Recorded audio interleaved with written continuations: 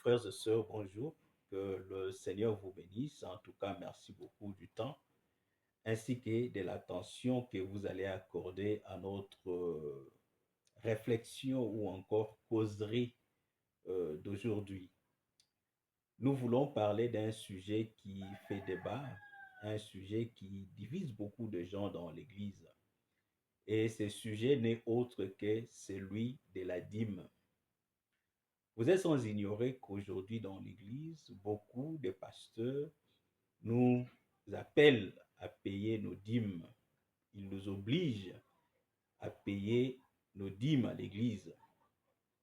Et nous, ça fait aujourd'hui plus d'une décennie, c'est pratiquement plus de 13 ou 14 ans, depuis que j'ai commencé à montrer aux enfants de Dieu que l'Église véritable de Jésus-Christ, elle n'est pas soumise à la loi de la dîme.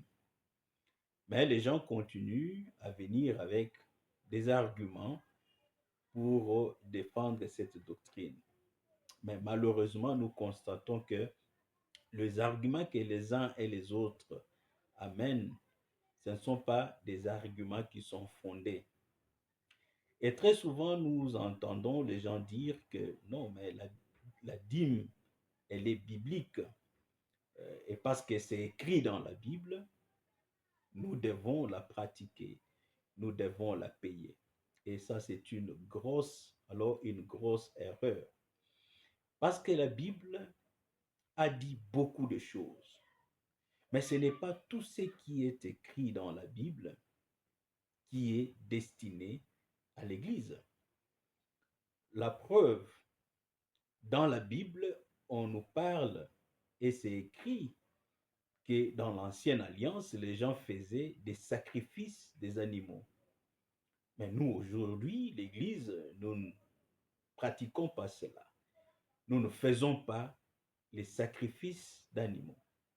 Tout simplement parce que c'est écrit dans la Bible, mais ça n'a pas été écrit pour que l'Église véritable de Jésus-Christ puisse la pratiquer. Cela était une pratique dans une dispensation précise. Et c'était une préfiguration de ce que Jésus-Christ allait connaître, allait faire pour nous, son Église. Quand vous lisez par exemple dans Deutéronome, le chapitre 21, vous lisez à partir du verset 18 jusqu'à 21, là on nous dit dans la loi que si les parents constatent que leur enfant n'est pas docile, on lui prodigue des conseils et l'enfant ne suit pas les conseils des parents, les deux parents, c'est-à-dire le père et la mère de cet enfant, vont informer les anciens de la ville sur les comportements de leur enfant. Et tous les anciens de la ville vont chacun prendre une pierre. Ils vont prendre cet enfant, l'amener à la sortie de la ville et tous vont lapider l'enfant jusqu'à ce que l'enfant sera mort. Et de la sorte, on ôtera le péché ou encore ce mauvais comportement du milieu des gens. Voyez, c'était écrit dans la loi. Et dans la dispensation de la loi, Israël pratiquait cette ordonnance ou encore ce commandement. Mais aujourd'hui, toi et moi, chrétiens, nous ne sommes pas soumis à cette loi. Personne de nous peut prendre son enfant, même s'il est indocile, accepter qu'on prenne cet enfant et qu'on aille le lapider jusqu'à ce qu'il soit mort.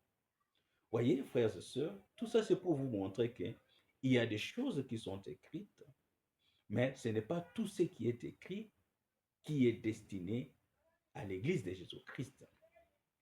Là, il est important de situer l'Église dans la dispensation de la grâce, chose que beaucoup de nous, serviteurs de Dieu, nous connaissons. Nous savons que l'Église n'est pas sous la dispensation de la loi, mais nous sommes sous la dispensation de la grâce. Et pour votre information, tout ce qui a été écrit dans la loi a été écrit concernant Jésus-Christ. C'était des choses qui devraient se passer dans la vie de Jésus-Christ, des choses qui devraient être accomplies en Jésus-Christ pour les saluts de l'Église ou pour les rachats de l'Église. C'est ce que vous allez trouver dans Luc quand vous lisez la conversation de Jésus-Christ avec les disciples d'Emmaüs qui parlaient de Jésus, comment il a été tué, crucifié et mis au tombeau.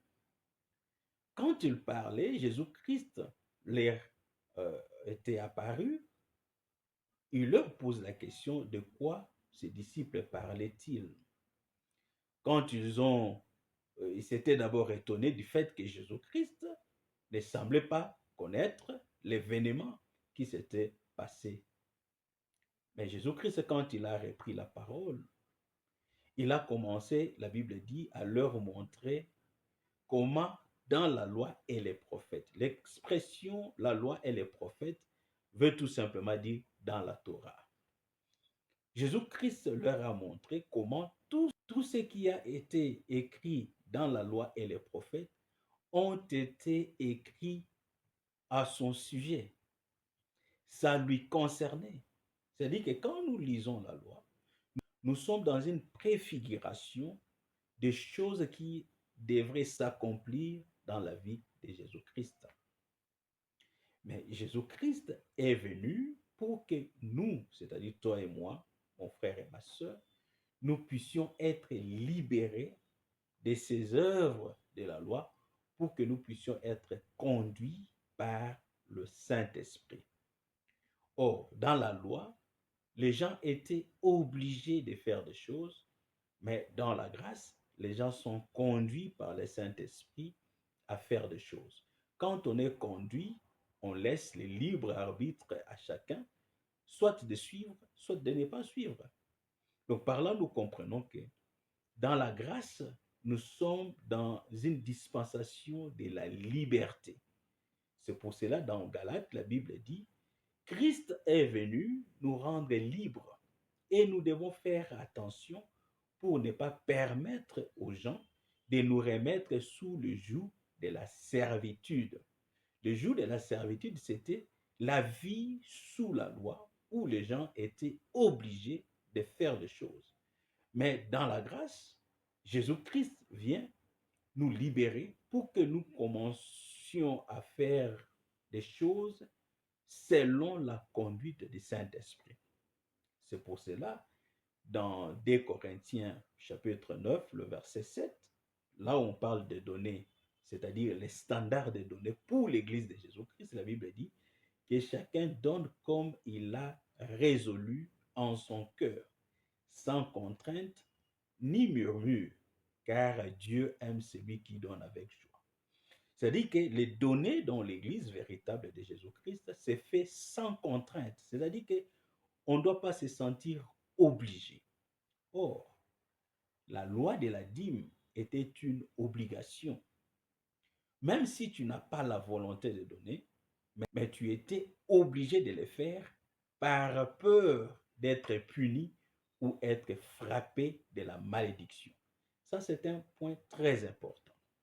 Or, quand nous lisons, frères et sœurs, dans Romains, si je ne m'abuse pas, chapitre 8, le verset 15, la Bible dit, nous, l'Église de Jésus-Christ, nous n'avons pas reçu un esprit de servitude pour que nous soyons dans la peur ou dans la crainte, mais nous avons reçu un esprit d'adoption par lequel nous crions Abba Père. C'est-à-dire que l'Église de Jésus-Christ, la relation qui nous relie à Dieu, c'est la relation de Père et ses fils.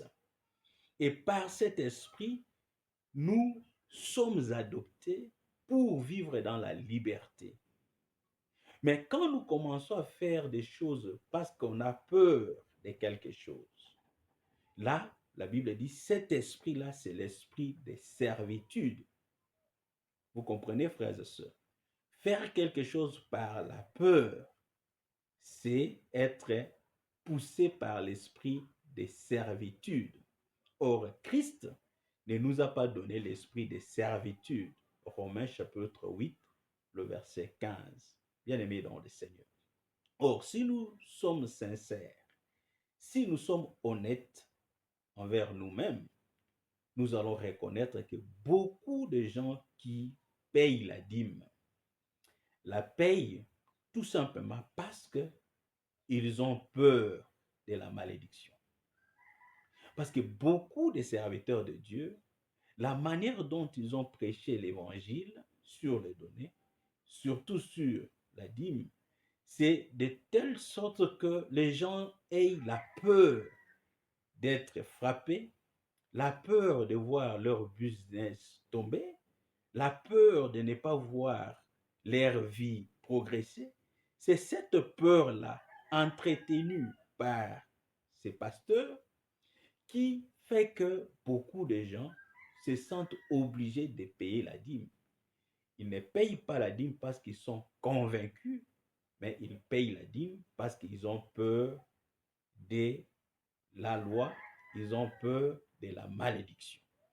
Et cette façon de prêcher l'évangile entre en contradiction avec Romains chapitre 8, le verset 15, où la Bible nous dit clairement que l'Église n'a pas reçu un esprit de servitude.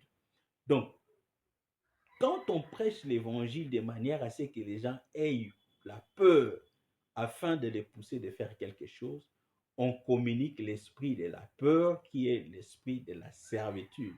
Donc nous comprenons que beaucoup de gens qui donnent la dîme parce qu'ils ont peur d'être frappés par la malédiction, parce qu'ils ont peur, selon les dires de leur pasteur, de voir leur business faillir et de voir leur vie régresser, cette peur-là, c'est un esprit de servitude.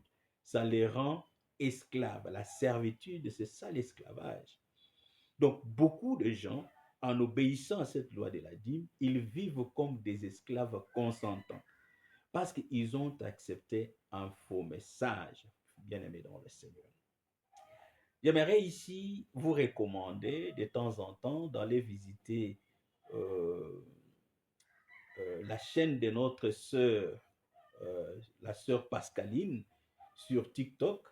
Il y a là un panel où l'occasion est donnée à tout enfant de Dieu qui le veut bien d'entrer et discuter sur des sujets de la foi chrétienne. Notre sœur Pascaline, que nous saluons en passant, parce que dernièrement, nous avions assisté à ces grands débats sur la dîme et on a entendu beaucoup d'arguments. C'est d'ailleurs ce qui nous a poussé de faire cette conversation ou encore cette causerie avec vous. Et quand vous entrez dans TikTok, cherchez Pashka28. Je pense que c'est ça le nom de sa chaîne, Sœur Pascaline. Nous te saluons en passant. En tout cas, merci pour l'occasion que vous nous aviez donnée de partager la parole avec les enfants de Dieu. Donc, bien aimés dans le Seigneur, nous devons faire très attention. Bien que c'est écrit, mais ça n'a pas été destiné pour l'Église. Maintenant, j'aimerais essayer un peu d'expliquer certaines choses que les gens ne comprennent pas sur la dîme, bien que c'est écrit dans la Bible. Très souvent, on nous cite Malachie chapitre 3. Déjà, quand vous lisez les livres de Malachie, à partir du chapitre 1, vous allez vous rendre compte que Dieu s'était indigné contre les Lévites. Parce que les Lévites étaient ceux-là qui recevaient les dîmes de la population, des autres tribus d'Israël. Mais après avoir reçu les dîmes des enfants d'Israël, il leur a été recommandé de prélever ce qu'on appelle la dîme des dîmes pour aller présenter au sacrificateur. Alors, qu'est-ce qu'eux faisaient? Quand il fallait présenter des animaux qui n'avaient pas de défauts, parce que c'était ça la recommandation de la loi, les seigneurs s'étaient rendus compte que ces Lévites présentaient des fois des animaux avec défauts. Et dans ce contexte-là, ils volaient Dieu. Donc les gens qui volaient Dieu, dans le contexte du livre, ce n'était pas d'abord la nation tout entière, mais c'était les Lévites qui, eux, devaient prélever la dîme des dîmes pour aller donner aux sacrificateurs. Telle a été la recommandation. Alors, quand maintenant vous progressez avec ça, c'est alors que vous allez comprendre l'idée ou encore la pensée de Dieu dans le chapitre 3. Quand Dieu dit revenez à moi, vous toute la nation, parce que la nation subissait les conséquences de ce que les Lévites faisaient. C'est comme ça dans la loi. Vous subissez ce que les leaders font. Maintenant, Dieu dit revenez à moi. Comment ils allaient revenir au Seigneur? En payant conformément à la loi leurs dîmes ainsi que leurs offrandes. Bien-aimés dans le Seigneur, ce que vous allez remarquer en lisant le chapitre 3 de Malachie, vous allez remarquer qu'on parle des dîmes au pluriel. Et ce n'est pas par hasard. C'est tout simplement parce que dans la loi de la dîme, Dieu n'avait pas seulement instauré une sorte de dîme. Il y avait plusieurs sortes de dîmes. Il y avait une dîme qui était recommandée pour la survie des Lévites. Il y avait une autre dîme qui était recommandée pour aussi prendre soin des veuves, des orphelins, ainsi que des personnes étrangères en Israël. Et il y avait une troisième sorte de dîme que beaucoup de pasteurs ne veulent pas parler ou encore n'en font pas allusion. C'est la dîme qui était destinée à la fête ou à la célébration. C'est-à-dire que Dieu avait recommandé, après chaque 3 ans, les enfants d'Israël devraient se réunir dans une ville que le Seigneur allait choisir pour eux, là où ils vont célébrer la main de Dieu dans leur vie, là où ils vont fêter ensemble, et chacun était recommandé de manger sa dîme avec sa famille. Et aujourd'hui, il est curieux quand même de voir que les pasteurs qui prêchent la dîme, jamais ils prêchent aux enfants de Dieu de manger leur dîme avec leur propre famille. Alors que Dieu, dans la loi, avait aussi recommandé qu'on fasse cela, que chacun puisse manger sa dîme avec sa famille. C'est écrit. Alors pourquoi on ne fait pas mention de ça? Et la quatrième sorte de dîme, comme je le disais tantôt, c'est ce qu'on appelle la dîme des dîmes.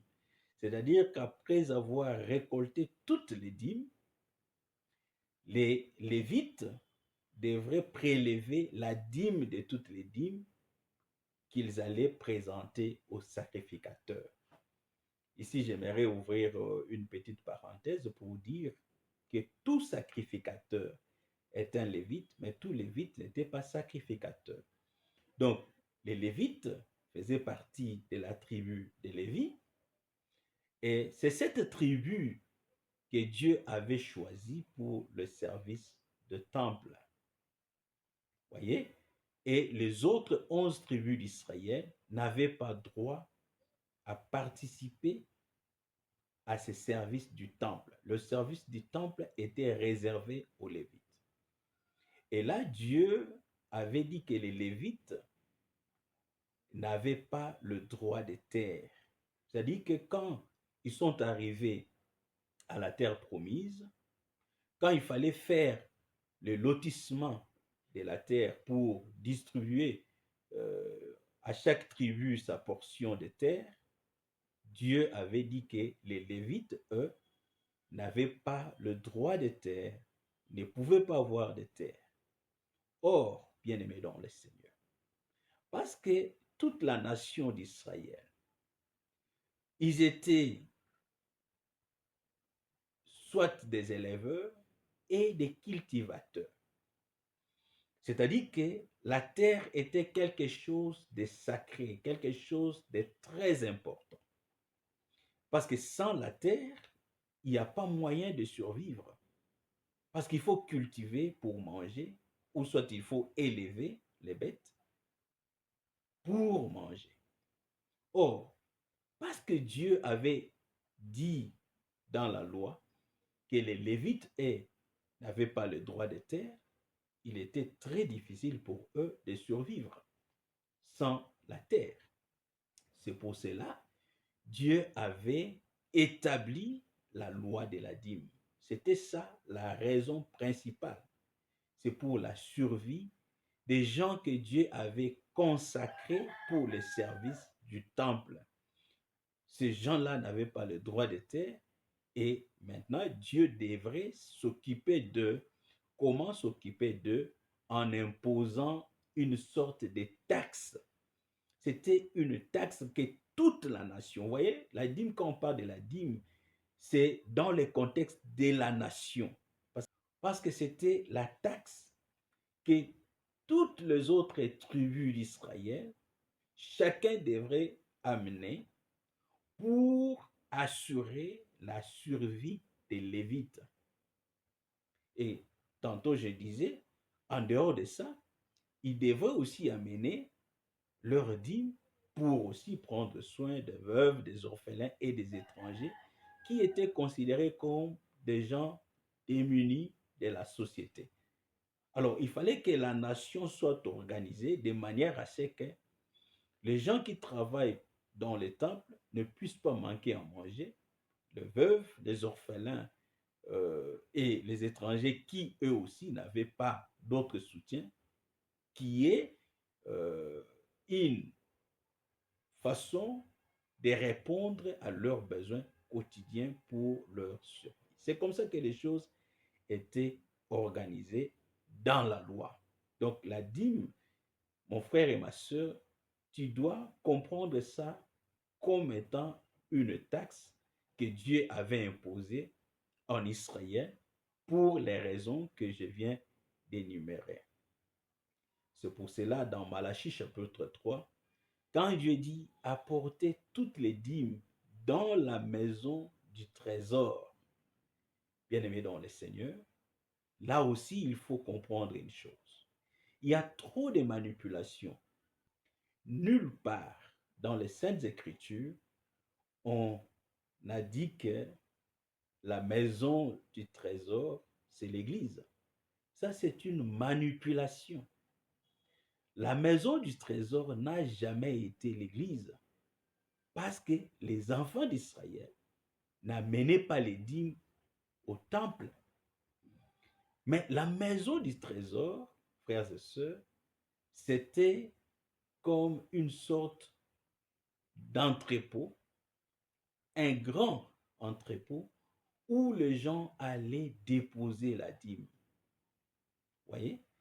Donc, la maison du trésor ne doit pas être confondue au temple ou à l'église, parce que les enfants d'Israël n'amenaient pas les dîmes au temple, mais ils amenaient ça dans la maison du trésor ou encore dans l'entrepôt. C'est ça même d'où vient l'idée dans beaucoup de nations de ce qu'on appelle les trésors publics. Les trésors publics dans un pays, c'est quoi? C'est là où la richesse du pays est gardée. Et la richesse du pays, c'est pour le bien de tout le monde. Donc, les trésors publics, dans le cas d'Israël dans l'Ancienne Alliance, c'était ces grands entrepôts qu'on appelle la maison du trésor. Et Dieu dit, amenez toutes vos dîmes dans la maison du trésor pour qu'il ne manque pas à manger. Voyez, parce que la dîme, ça aussi c'est très important de le souligner, la dîme en Israël ne concernait pas l'argent, frères et sœurs. Or, pendant ces temps-là, il y avait aussi l'argent, ce qu'on appelle quand vous lisez les Écritures, par exemple, les shekels. C'était de l'argent. Mais Dieu n'avait pas recommandé à ce que les enfants d'Israël puissent amener l'argent pour la dîme. Non, la dîme ne pouvait venir que des produits de champs, c'est-à-dire de la terre, ou encore des produits de bétail, des animaux. C'est ce que Dieu avait recommandé pour la dîme. C'est pour cela que je reviens encore dans Malachie, parce que Malachie chapitre 3, les gens ne comprennent pas. Tout ce que je suis en train de donner comme détail, c'est pour que vous compreniez le contexte de Malachie chapitre 3.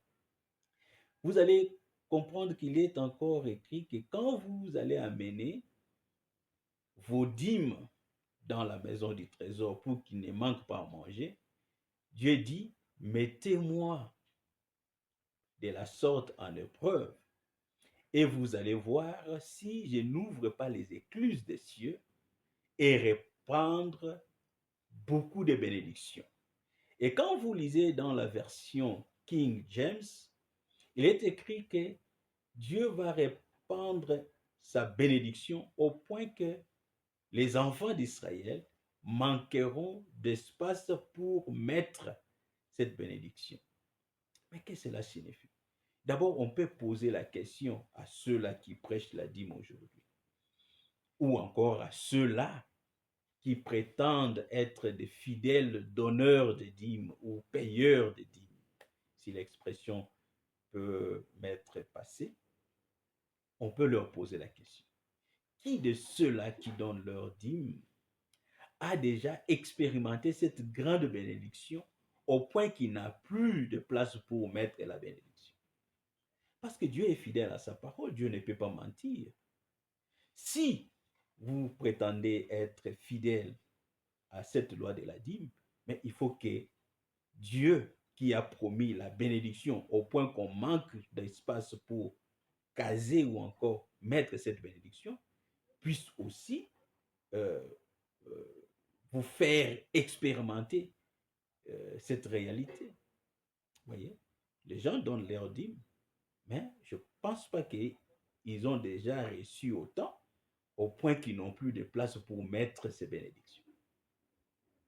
Or, en Israël, c'était une expérience qu'ils vivaient avec Dieu, en obéissant à la loi de la dîme.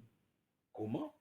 Parce que le fait, l'expression ouvrir les écluses des cieux et répandre les bénédictions ne voulait tout simplement dire que Dieu, après s'être content de l'obéissance des enfants de Dieu concernant la dîme, Dieu ouvrait le ciel et faisait tomber la pluie. Pourquoi la pluie était importante? La pluie, c'est ça même la bénédiction de Dieu pour la nation d'Israël. Tout simplement parce que quand il n'y a pas la pluie, les herbes ne vont pas pousser, donc le bétail n'auront pas assez à manger pour grossir et produire, et aussi les produits des champs ne vont pas pousser. Voilà pourquoi la pluie était quelque chose de très important en Israël. Alors, quand les gens n'obéissaient pas à la loi, le ciel était fermé, la pluie ne tombait pas à sa saison. Mais quand les gens revenaient à Dieu en obéissant à la loi de la dîme, Dieu ouvrait le ciel, la pluie tombait et il y avait la pluie en sa saison pour faire croître les herbes, pour faire pousser leurs champs, afin qu'ils puissent avoir une grande récolte. Et au moment de la moisson, frères et sœurs, la récolte était tellement grande, et des bétails, et aussi des produits des champs. Quand ils amenaient maintenant leur dîme à la maison du trésor, la maison se remplissait et il manquait là où mettre leur, leur dîme. C'est ça la compréhension de Malachie chapitre 4. Voyez? Et quand Dieu dit, parce que vous désobéissez, voilà pourquoi vous êtes frappés de la malédiction, vous, toute la nation d'Israël. il précise que toute la nation d'Israël, parce que la loi n'est concernée que la nation d'Israël. La loi de la Bible ne nous concernait pas. En effet, l'ancienne alliance, c'était une alliance que Dieu avait conclue avec la nation d'Israël par Moïse. Et cette ancienne alliance, quand vous lisez Hébreux chapitre 7, a été abolie. C'est la raison pour laquelle, j'ouvre encore une autre parenthèse, quand vous lisez dans Actes chapitre 15, vous allez vous rendre compte que les chrétiens d'origine juive cherchaient à imposer aux chrétiens d'origine païenne que nous sommes les lois juives. C'est-à-dire, ils disaient que oui, même si on est sauvé par la foi en Jésus-Christ, mais il faut pratiquer aussi les lois juives. Et cela avait fait qu'on puisse convoquer la conférence de Jérusalem dans Actes chapitre 15. Et dans cette conférence, ils se sont rendus compte que non, les Juifs avaient tort. On ne pouvait pas imposer les lois juives aux chrétiens d'origine païenne parce que leurs lois, c'est-à-dire les lois juives, ne concernaient pas les chrétiens d'origine païenne. Mais d'où vient qu'aujourd'hui, nous voulons prendre une disposition de la loi juive et imposer à l'Église? Les lois juives n'ont rien à voir avec la marche de l'Église. D'ailleurs, quand vous lisez Ephésiens chapitre 2, la Bible parle du mur de séparation entre les Juifs et les autres nations connues comme des nations païennes, parce que ces nations-là n'avaient pas Dieu, n'avaient pas de loi et consorts selon qu'il est écrit dans la Bible. Alors, parce que ces autres nations n'avaient pas de lois que Dieu avait données aux Juifs, donc vis-à-vis des Juifs, ces nations étaient considérées comme des païens. Les gens de ces nations, voulais-je dire, étaient considérés comme des païens. Et la différence entre ces nations païennes et les Juifs était la loi. Donc, aussi longtemps que la loi subsistait, l'Église ne pouvait pas se former. C'est pour cela, dans Ephésiens chapitre 2, la Bible dit que quand Christ est venu, il a détruit le mur de séparation, c'est-à-dire il a détruit la loi juive. Il a détruit pour que l'Église puisse naître. Parce que l'Église, il n'y a plus ni juif, ni païen, ni grec, ni qui que ce soit. Tous nous devenons un. Donc, la force qui crée l'Église, c'est l'œuvre de Jésus-Christ. Et cette œuvre-là devrait passer par la démolition de ces murs de séparation que nous appelons la loi juive. C'est pour cela, dans la conférence de Jérusalem, Actes chapitre 15, les gens ont compris que les lois juives ne concernaient pas les nations païennes. Donc, on ne pouvait pas imposer ces lois aux nations païennes que nous sommes. Nous sommes des païens. Mais par la grâce de Dieu, Dieu nous a sauvés, Dieu nous a ramenés pour former la nation sainte, la véritable, qui est l'Église. Parce que l'Église, nous sommes une nation sainte que Dieu a formée. Dans l'ancienne alliance, Dieu s'était servi d'une nation pour amener son plan à l'accomplissement. Mais dans la nouvelle alliance, il ne s'agit pas de cette nation qu'on a utilisée comme modèle, mais il s'agit de l'Église véritable qui n'est plus régie par les lois juives, mais par les lois que nous appelons les lois spirituelles, les lois de l'esprit. Et dans l'Église, la loi spirituelle, c'est la loi de la liberté. C'est là où j'avais commencé. Nous sommes libres de faire des choses Et nulle part, frères et sœurs, dans les Saintes Écritures, Dieu a promis la malédiction à l'Église. Ça n'existe pas. Donc, quand vous prêchez la dîme, vous prêchez la possibilité de la malédiction dans l'Église que Jésus-Christ a payé les prix pour la racheter et la rendre parfaite selon les livres d'Hébreux. L'Église, elle est rendue parfaite par les sacrifices de Jésus-Christ. Et les Écritures ne promettent pas une quelconque malédiction à l'Église. Donc, quand vous venez avec le message de la dîme, vous prêchez la malédiction. C'est pour cela que j'ai pitié des pasteurs qui, du haut de la chair, disent que non, si vous ne payez pas la dîme, vous serez frappé de ceci, les choses ne vont pas marcher. Mais ça, c'est la malédiction. Alors que cette malédiction-là n'a pas sa place dans l'Église véritable de Jésus-Christ. Bien-aimés dans le Seigneur, vous qui êtes encore fidèles à l'horaire de la dîme, si vous le faites parce que vous avez peur d'être frappé par la malédiction, comprenez que c'est l'esprit de la servitude qui vous anime, tel qu'il est écrit dans Romains chapitre 8, le verset 4. Mais Dieu nous met à cœur de faire cette causerie avec vous pour que vous puissiez être libérés. N'ayez pas la peur. Dieu n'a pas promis la malédiction à son Église. La peur, c'est l'arme que le diable utilise pour détruire votre foi, pour vous enfoncer. Parce que de toutes les façons, quand les gens prêchent des faussetés dans l'Église, le diable est content. Et le diable aimerait assez que les gens continuent à croire des faussetés pour qu'ils puissent être bien exploités. Et très souvent, quand nous expliquons aux enfants de Dieu tout ce que nous sommes en train de faire aujourd'hui, il y a des gens qui viennent dire que non, nous ne voulons pas assez que les gens puissent donner. Non, nous devons faire la part des choses. Nous ne sommes pas contre les données dans l'Église. Nous sommes contre l'esprit de la servitude qui oblige les gens de faire les choses. Dans l'Église véritable, nous sommes encouragés de donner, mais les donner est libre selon la décision ou encore la résolution du cœur. Et si c'est la résolution du cœur, nous n'allons pas être contraints de le faire. On donne quand on en a, on donne ce qu'on a. Ici, c'est que nous sommes en train de chercher à enlever dans votre esprit, c'est les caractères obligatoires. Dans l'Église de Jésus-Christ, nous ne sommes pas obligés. Personne décide pour nous le montant à donner à l'Église.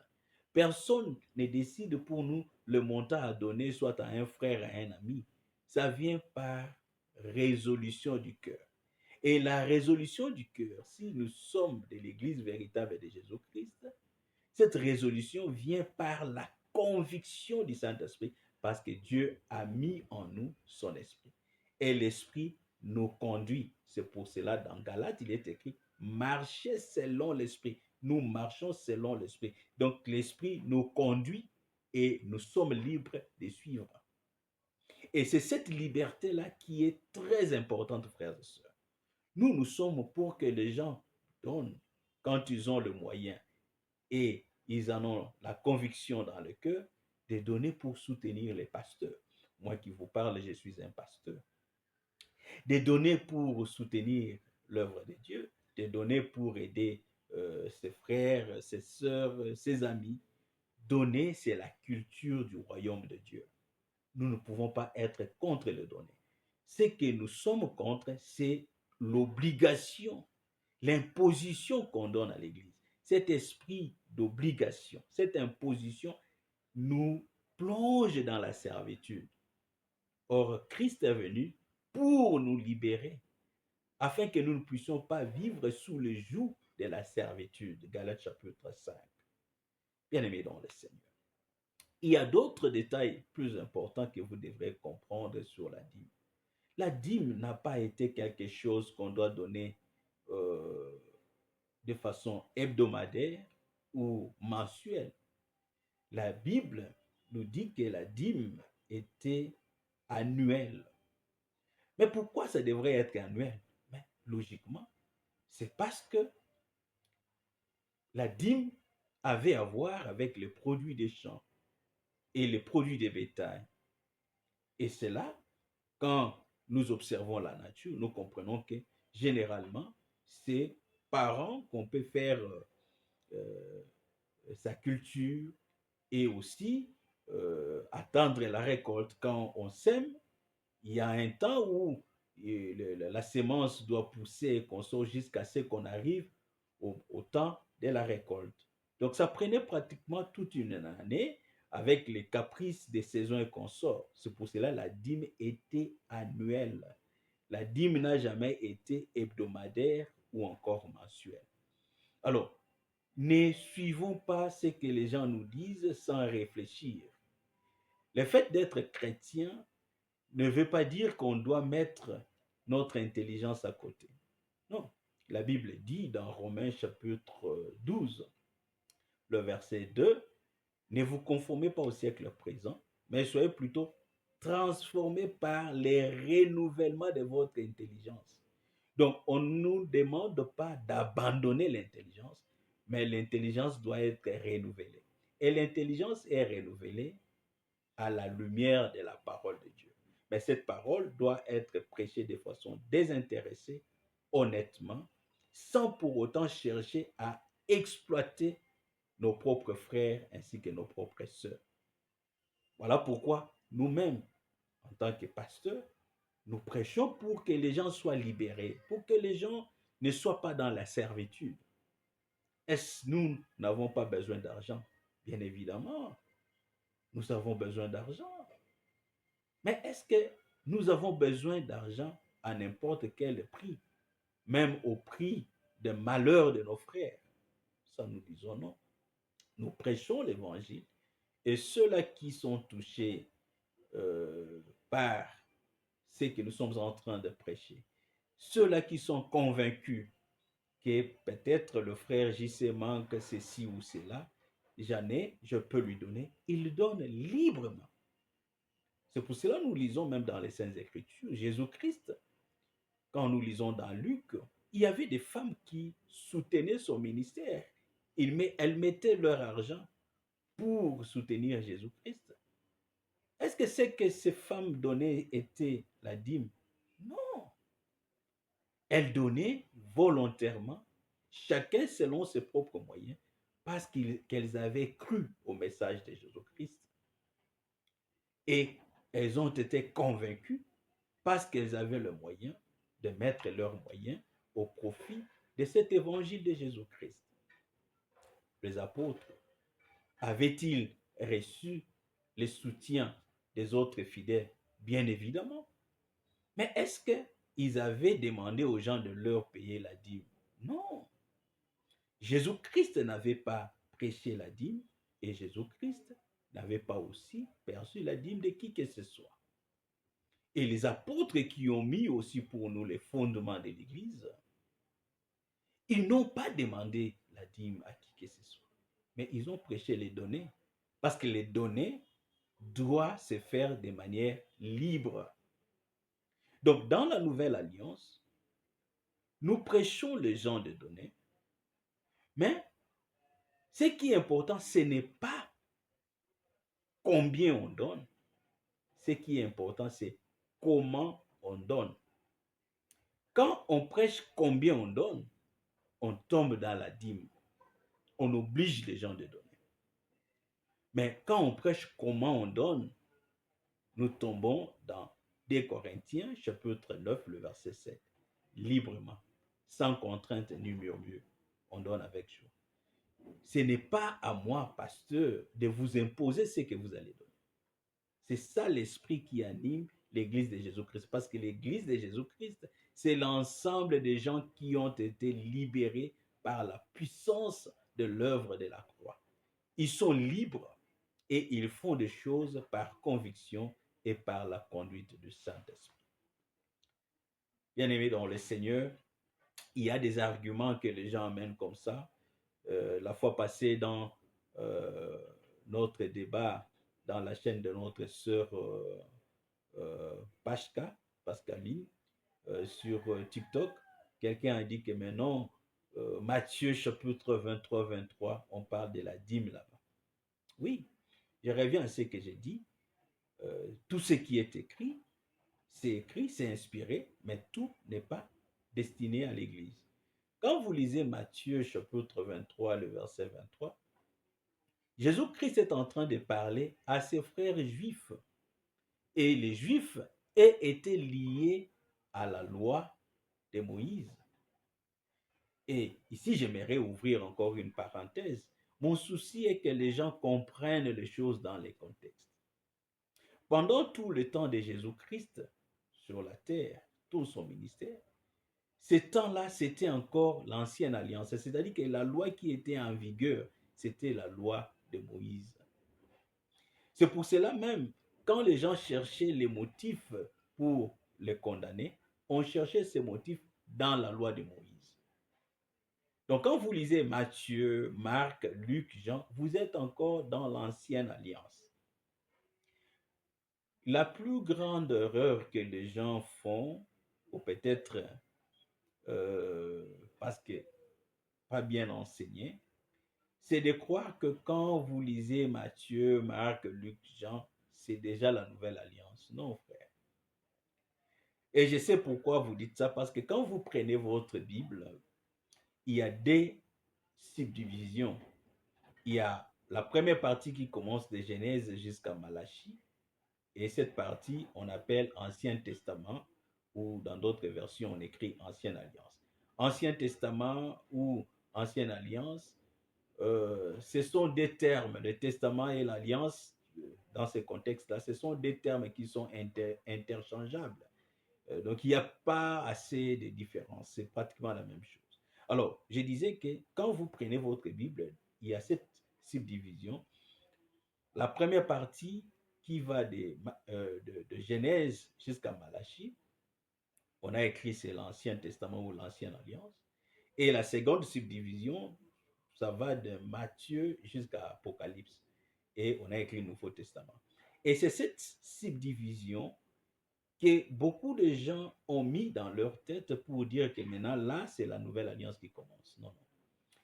Les gens étaient tentés de faire cette subdivision tout simplement parce que, après le message du prophète Malachie, jusqu'à l'apparition de Jean-Baptiste, il s'était passé une période qu'on appelle la période noire. Il y avait un vide de plus de 400 ans, plus de 400 ans, où Dieu n'avait plus parlé au travers des gens, prophètes ou qui que ce soit. Donc il y a un temps de silence de plus de 400 ans, jusqu'à ce que Jean-Baptiste est apparu. C'est pour cela que quand Jean-Baptiste est apparu, pour parler de la part de Dieu, les gens ont cru, ils ont été tentés de croire que non, c'est une nouvelle ère. Mais quand nous constatons dans les faits, c'est la loi mosaïque qui était toujours en vigueur. Vous comprenez, frères et sœurs? Ici, j'aimerais que vous compreniez bien. Quand on parle de l'ancienne alliance qui a été abolie selon Hébreux chapitre 7, même le chapitre 8, nous parlons de la loi mosaïque, la loi ou l'alliance que Dieu a conclue uniquement avec la nation d'Israël par Moïse. Et cette loi mosaïque comportait 613 commandements que vous allez trouver essentiellement dans les livres de Lévitique, Deutéronome, Nombre, et bien évidemment dans quelques portions dans d'autres livres. Mais essentiellement, c'est dans les livres de Lévitique. Donc, ces commandements qui étaient dans la loi mosaïque, ce sont des commandements qui régissaient la nation d'Israël. C'était comme leur constitution. Et c'est dans cette loi que nous trouvons le commandement de la dîme. Or, quand nous arrivons dans Hébreu, la Bible nous dit que Dieu avait changé cette loi. Parce que cette loi ne pouvait pas amener les gens à la vie. Voilà pourquoi Dieu avait aboli cette loi. Pour qu'il y ait une nouvelle alliance en Jésus-Christ, l'alliance de la perfection qui concerne maintenant l'Église, laquelle alliance nous amène à la vie. Voilà. C'est pour cela, frères et sœurs, un autre point très important. Parce que parmi les arguments, il y a d'autres qui disent, mais Abraham, avant même la loi mosaïque, Abraham avait déjà payé la dîme. Eh bien, c'est bien, c'est écrit, c'est dans Genèse chapitre 14. Mais quand vous lisez Genèse chapitre 14, il y a aussi des détails importants pour comprendre pourquoi pourquoi Abraham avait-il payé sa dîme. Ça, c'est très important. Et ici, j'aimerais vous signaler, frères et sœurs, parce que la Bible s'interprète elle-même. Mais il faut seulement que le Seigneur vous ouvre les yeux pour comprendre les Écritures. Et aussi, vous devrez vraiment vous donner le temps, non seulement de lire, mais de méditer, c'est-à-dire aller en profondeur et surtout d'étudier les Saintes Écritures pour arriver à comprendre beaucoup de choses que malheureusement nombre de nous ignorent. Dans la dîme d'Abraham, la Bible dit qu'Abraham, avant même qu'il ne paye sa dîme, Abraham était extrêmement riche. Mais ce que nous constatons, Abraham n'avait pas prélevé la dîme de sa richesse. Il avait prélevé la dîme des butins de guerre. Qu'est-ce qui s'était passé, frères et sœurs? Il y a eu certains rois qui se sont ligués et ils sont allés faire la guerre à Sodome et Gomorrhe. Et quand ils ont fait la guerre à Sodome et Gomorrhe, ils ont vaincu les gens de Sodome, ils ont pris des gens captifs et ils ont pris tous leurs biens. La Bible dit, il y a eu quelqu'un qui s'était échappé, il est allé informer Abraham de ce qui s'était passé là-bas à Sodome. Et parmi les captifs, ces gens, ces rois-là, avaient aussi pris Lot, qui était le neveu d'Abraham. Et quand Abraham a appris la nouvelle, la Bible dit, il a préparé des hommes de combat. Ils sont allés faire maintenant la guerre à ces rois-là qui avaient vaincu Sodome et Gomorrhe et avaient pris des captifs avec eux et aussi des biens qui appartenaient à Sodome. Parce que le Seigneur était avec Abraham, Dieu lui a donné la victoire sur ces rois-là. Il a su récupérer tous les captifs ainsi que le bien qu'ils avaient amené de Sodome, c'est-à-dire le butin de guerre. Chemin faisant, en rentrant, il va se rencontrer avec Melchisédek. Et la Bible précise que Melchisédek, il était en même temps roi de Salem, c'est-à-dire roi de paix, mais il était aussi sacrificateur. Et vous allez vous rendre compte que ces deux fonctions du roi et du sacrificateur, ce sont les deux fonctions de Jésus-Christ. Donc, Melchisédek, c'était la typologie ou encore la représentation de Jésus-Christ. Et qu'est-ce qui s'est passé? Ici, j'aimerais que vous suiviez très bien avec attention parce que beaucoup de gens ne comprennent pas la dîme d'Abraham. Quand ces deux gens se rencontrent, c'est-à-dire qu'Abraham et Melchisédek, la Bible dit, lui a préparé quelque chose, lui a donné le vin ainsi que le pain. Le vin et le pain, c'est le symbole de la vie de Jésus-Christ. Le corps de Jésus qui devrait être brisé et le vin, c'est le sang d'une nouvelle alliance. Et après cela, Abraham lui a donné les 10% des butins de guerre, pas les 10% de sa richesse.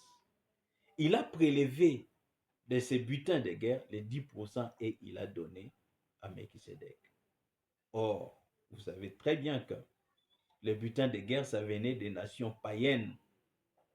Donc, dans la révélation, c'était la portion de païens pour qu'ils entrent dans l'alliance qui viendra avec Jésus-Christ. C'est ainsi qu'après avoir fait ces gestes, la Bible dit, Melchisédek a prié pour Abraham. Et ça, c'est un point très important, frères et sœurs. Parce que quand vous arrivez maintenant dans Hébreux chapitre 7, on est en train d'expliquer ce qui s'est passé dans Genèse chapitre 14. Hébreux 7, c'est l'explication du pourquoi de la dîme d'Abraham. Parce que Dieu qui est omniscient, il avait déjà tout prévu pour justifier les sacerdoces de Jésus-Christ et son Fils, lui qui est notre grand sacrificateur. Mais pourquoi Dieu avait préparé tout cela depuis Genèse chapitre 14? Parce que dans la loi, toutes les autres tribus n'avaient pas accès au service du temple. Le service du temple, comme je disais, était réservé aux Lévites. Et les sacrificateurs ne pouvaient venir que de cette tribu des Lévites. Vous comprenez? Or, Jésus-Christ, quand il vient, lui, il ne faisait pas partie de la tribu de Lévi. D'où, par conséquent, dans la loi, il lui a été difficile de se présenter comme sacrificateur parce qu'il n'était pas lévite. Donc, dans la loi, ça a été difficile à Jésus-Christ de se présenter devant Dieu comme sacrificateur parce que la loi interdisait aux autres tribus de faire les services du temple. Alors, Dieu connaissant déjà que dans la loi, il sera difficile à son Fils de faire les sacrifices de notre salut comme étant sacrificateur, parce que c'est les sacrificateurs qui devaient faire les services devant Dieu, et que Jésus-Christ, parce que lui devrait venir de la tribu de Juda, il ne pouvait pas, selon la loi, se présenter comme sacrificateur. C'est pour cela que Dieu va préparer Melchisédek pour que les scénarios de Genèse chapitre 14 puissent avoir lieu, afin que quand Jésus-Christ va venir, qu'il ne vienne pas selon l'ordre des Lévites, parce qu'il n'était pas Lévite, c'est ce que dit Hébreux chapitre 7. Mais qu'il vienne selon l'ordre de Melchisédek, qui lui aussi était sacrificateur. Voilà le pourquoi des deux fonctions. Melchisédek était roi et il était aussi sacrificateur. Ça réunissait les deux tribus, la tribu de Juda et la tribu des Lévites. La tribu de Juda avec Jésus-Christ qui vient, lui qui est le lion de la tribu de Juda, c'est-à-dire les sacerdoces royaux, et la tribu des Lévites, des sacrificateurs. Ces deux fonctions ont été préparées en la personne de Melchisédek, qui vient préparer les chemins pour l'acceptation du sacerdoce de Jésus-Christ. Je ne sais pas moi si je me suis fait comprendre. Mais il y a un détail important pour ceux-là qui suivent Abraham comme modèle de la dîme. Vous allez remarquer, quand maintenant Abraham arrive chez lui, les rois de Sodome qui avaient appris la nouvelle qu'Abraham est allé combattre et il a su récupérer les captifs ainsi que le butin de guerre. Quand ces rois viennent voir Abraham, qu'est-ce qu'ils vont dire à Abraham? Ils remercient Abraham et ils lui disent, donne-nous seulement nos gens, c'est-à-dire les captifs, mais reste avec les butins de guerre, reste avec tous ces biens. Et la réponse d'Abraham est très intéressante pour nous, frères et sœurs. Parce qu'Abraham dit, prenez vos histoires. Je ne veux pas rester avec vos histoires, de peur que vous alliez dire que c'est vous qui m'avez rendu riche. Donc Abraham reconnaît qu'il était riche, alors il ne veut pas que les gens aient les prétextes de croire que sa richesse vient de ce butin de guerre qui ne lui appartenait pas. Sinon, ces gens pouvaient dire que non, c'est nous qui l'avons rendu riche. Et Abraham refuse cela. Mais vous, quand on vous dit de donner la dîme, parce que notre père de la foi, Abraham, avait donné la dîme, c'est bien. Mais nous devons rester cohérents avec les Saintes Écritures. Nous n'allons pas seulement voir la partie où Abraham donne la dîme, mais nous devons aussi chercher à comprendre ce qu'Abraham a fait avec les 90% qui restent. Abraham n'a pas mangé les 90%. Il a remis les 90% aux propriétaires de ces butins de guerre. Maintenant, toi, si tu veux aussi suivre les modèles d'Abraham, après avoir donné les 10% à ton pasteur, les 90%, tu ne manges pas. C'est ça suivre Abraham. Parce qu'Abraham n'avait pas mangé les restes. Il l'avait donné. Donc, c'est-à-dire, toi aussi, il faut attendre, peut-être aller faire la guerre et prendre les butins de guerre, prélever la dîme de ces butins de guerre et les 90% remettre. Vous voyez que ce n'est pas cohérent. C'est quelque chose que Dieu avait fait pour préparer les sacerdoces de son fils. C'est pour cela, dans Hébreux chapitre 7, j'aimerais assez que vous lisiez avec attention ce qui est écrit. Là-bas, il est écrit ceci. Il dit qu'au sujet de Jésus-Christ, lui qui vient de la tribu de Juda, rien n'a été écrit dans les Écritures de lui comme étant sacrificateur. Mais il vient non pas selon l'ordre des Lévites, mais lui, il vient selon l'ordre de Melchisédek. Maintenant, on continue pour dire, quand Abraham donnait la dîme à Melchisédek, toute la tribu des Lévites était dans ses entrailles. En d'autres termes, les Lévites aussi, ou les Lévis, qui donnaient par Abraham la dîme à Melchisédek, et que Melchisédek avait béni Abraham. La Bible dit dans Hébreux 7, or celui qui bénit est supérieur à celui qui est béni. Dans le cas d'Abraham, parce qu'Abraham fut béni par Melchisédek, donc Melchisédek était supérieur à Abraham. Or, pendant qu'Abraham lui donnait la dîme, toute la tribu des Lévis était dans ses entrailles. En d'autres termes, même les Lévis ont donné la dîme et ont été bénis par Melchisédek. Et cela établissait la supériorité du sacerdoce de Jésus-Christ. Parce que Jésus-Christ ne vient pas selon les sacerdoces des Lévites, parce qu'il n'était pas Lévite, mais il vient selon les sacerdoces de Melchisédek. Oh, Melchisédek était plus grand qu'Abraham et les Lévites, parce que c'est Melchisédek qui les avait bénis. Dans le cas maintenant de Jésus-Christ, lui qui vient selon l'ordre de Melchisédek, il est plus supérieur par rapport aux Lévites. Donc nous, l'Église, nous sommes dans les sacerdoces de Jésus-Christ, qui est le sacerdoce qui est supérieur au sacerdoce des Lévites. Les sacerdoces des Lévites n'existaient plus. Mais écoutez, et les Lévites, et les gens des tribus de Juda, et les autres tribus d'Israël, tous étaient de la nation d'Israël. Mais on ne voit nulle part dans les Écritures quelqu'un d'une autre tribu, bien que d'Israël, puisse venir dire que bon, moi aussi je deviens Lévi pour commencer à manger des dîmes. Mais d'où vient qu'aujourd'hui, toi tu n'es même pas israélite. Tu es peut-être Mukongo, tu es peut-être Muluba, tu es peut-être Musakata, tu es Mbunza, tu es Rund, tu es de Maniema. D'où vient que toi, tu nous dis que non, tu es un Lévi? Pourquoi vous nous amenez les sacerdoces des Lévites? Alors que l'Église appartient au sacerdoce supérieur, les sacerdoces de la perfection, les sacerdoces qui donnent la vie, qui est le sacerdoce de Jésus-Christ, qui était venu comme notre grand sacrificateur selon l'ordre de Melchisédek. Voyez, bien-aimés dans le Seigneur, toutes ces incohérences-là doivent être mises à nu.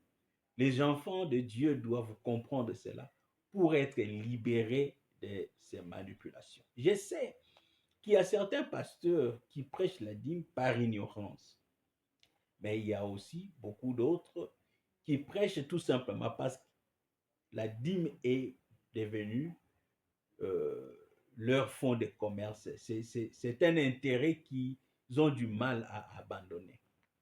Et cela me rappelle l'histoire du roi Saül. Vous savez l'une des raisons pour lesquelles Saül a été rejeté? Quand Israël faisait leur chemin vers la terre promise, Il s'était fait que, chemin faisant, ils ont été, comment je dis, stoppés ou encore compliqués dans leur chemin. Comprenez, le français, des fois, nous complique aussi, par les Amalékites.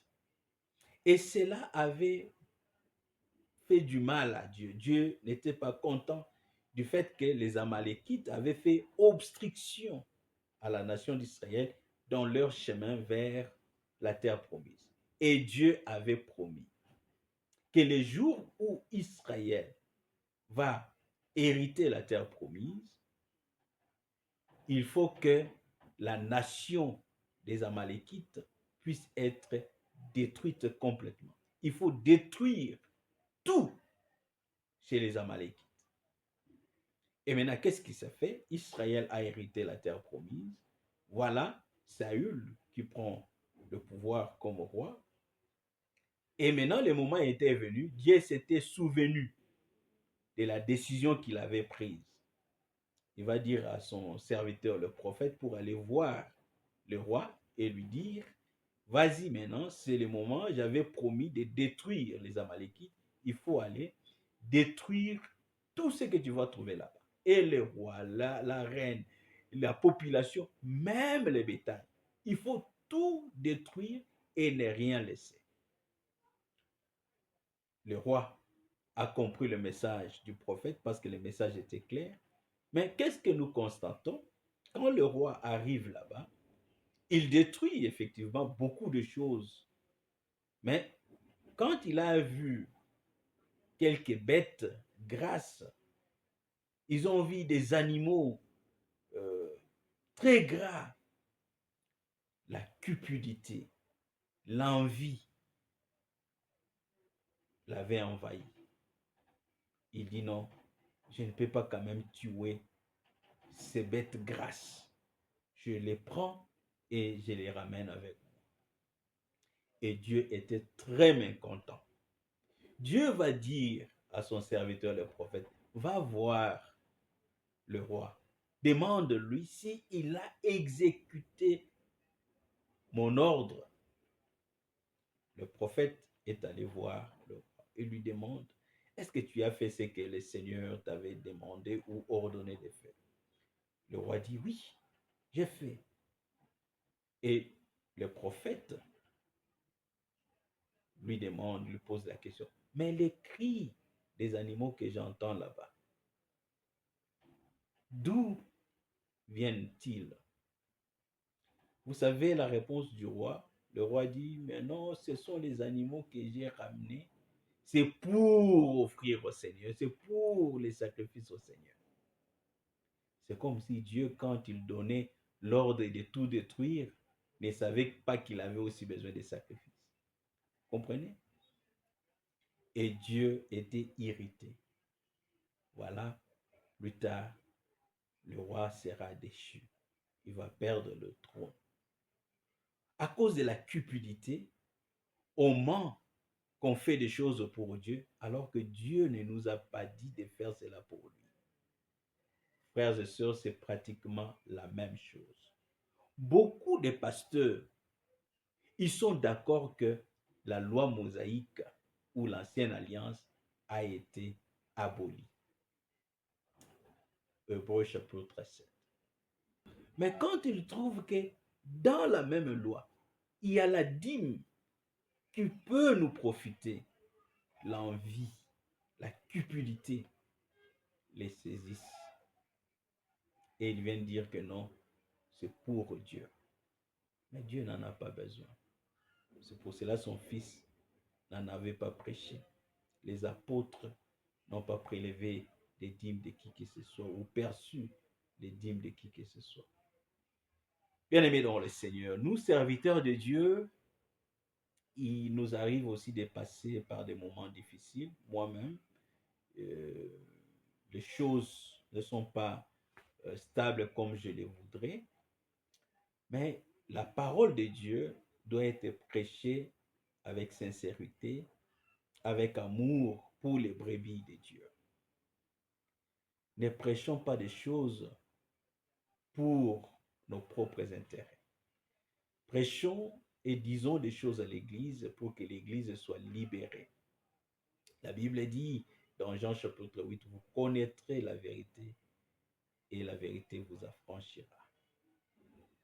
Prêchons pour que les gens soient affranchis de toutes sortes de manipulations. Si les gens veulent me donner parce qu'ils sont convaincus, ils me donneront. Mais je ne dois pas commencer à chercher des versets bibliques pour manipuler les esprits, conditionner les esprits des enfants de Dieu pour qu'ils puissent me donner. Cette manière de faire n'est pas juste. Nous n'avons pas la prétention de tout connaître. Mes frères et sœurs, ce que nous vous disons, c'est la pure vérité. Le message de la dîme entre en contradiction avec le message de la grâce qui concerne l'Église. Prêchons pour que l'Église soit libre. S'il y a des besoins dans l'Église, faisons connaître ces besoins aux enfants de Dieu et les inviter à participer avec leur bien ou leur argent. Dans la simplicité, et laissons le Saint-Esprit les convaincre, chacun de répondre à cette invitation. Ne manipulons pas les gens, n'obligeons pas les gens, parce que cela n'est pas intéressant. Tout ce que nous pouvons gagner sur cette terre restera. Mieux vaut être honnête, sincère avec les enfants de Dieu.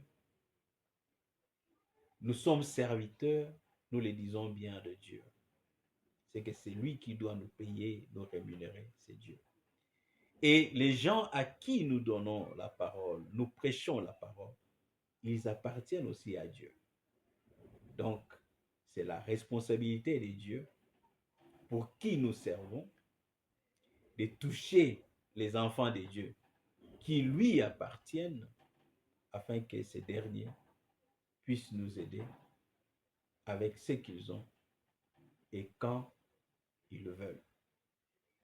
S'il y a des questions, je sais que j'ai été très long, mais il y a encore beaucoup d'autres choses que nous pouvons toujours dire. Mais le temps n'est pas de notre côté. Nous préférons mettre un point final ici. S'il y a des questions, plus 243 99 00 88 499. Écrivez-nous, c'est un numéro qui est sur WhatsApp. Posez vos questions et selon la mesure de la grâce que Dieu nous a faite, nous allons tenter d'éclaircir s'il faut éclaircir. Que le Seigneur vous bénisse. Shalom.